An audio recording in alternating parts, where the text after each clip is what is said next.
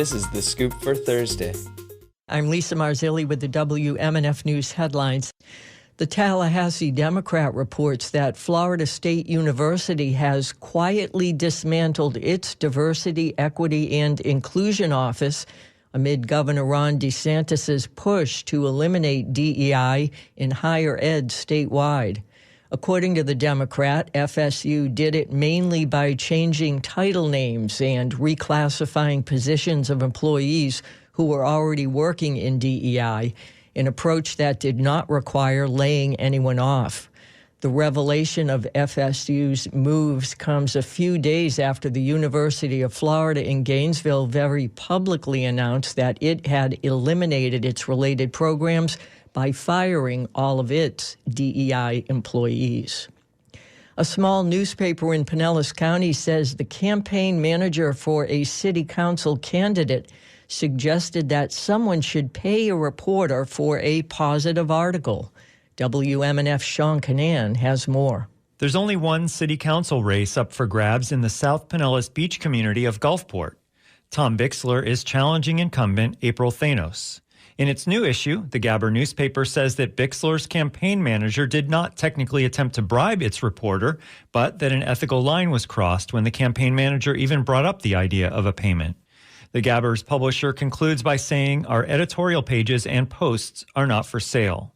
The last day to vote is next Tuesday. For WMNF News, I'm Sean Canan.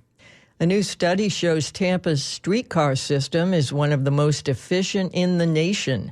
WMNF's Chris Young reports that the county's transit agency is hoping it stays that way in the coming years. Justin Willits is the Director of Planning and Scheduling for Hillsborough Area Regional Transit, or HART. It's really finally become, after 20 or so years, the real asset that a lot of people expected it to be when it was built, in my opinion. The Cato Institute compared operating expenses of urban streetcars in cities across the country. Tampa was joined by Tucson, Kansas City, and Philadelphia in having high ridership and low operating costs. Wilt credits high ridership for the low cost of service. However, HART is updating the way they calculate transit costs. This new model might create a higher cost estimation per trip for the streetcar. It's still going to be one of the most efficient, lowest cost per trip services in the country, so long as we keep operating it free and frequently. The streetcar will remain fare-free through September due to a $700,000 grant by FDOT. But come October, the streetcar will need a new source of funding. So now the city and HART are trying to work together to identify that funding to both maintain the existing frequent and free service, but also come up with the additional costs for the overhead. HART is also considering expanding the route of the streetcar.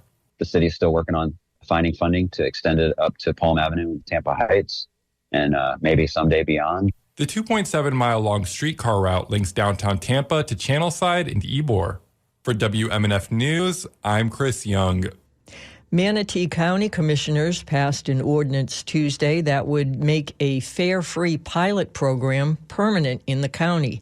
Spectrum News reports that in November of 2022, commissioners kickstarted an 18-month pilot program that allowed residents to take the bus free of charge for certain bus routes with Manatee County Area Transit.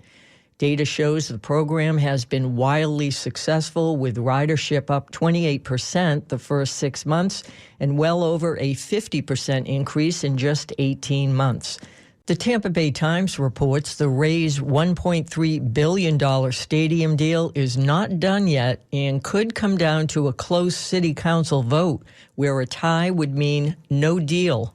Council members Richie Floyd and Lisette Hanowitz have been openly critical of financial terms of the deal.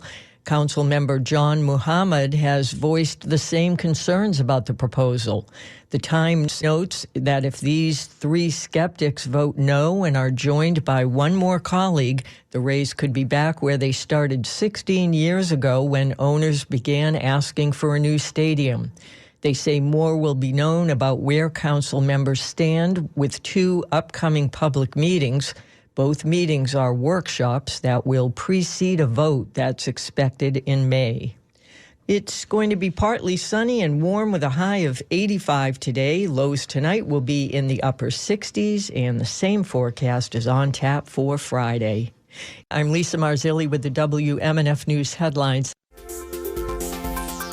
This is The Scoop, recorded at WMNF Tampa.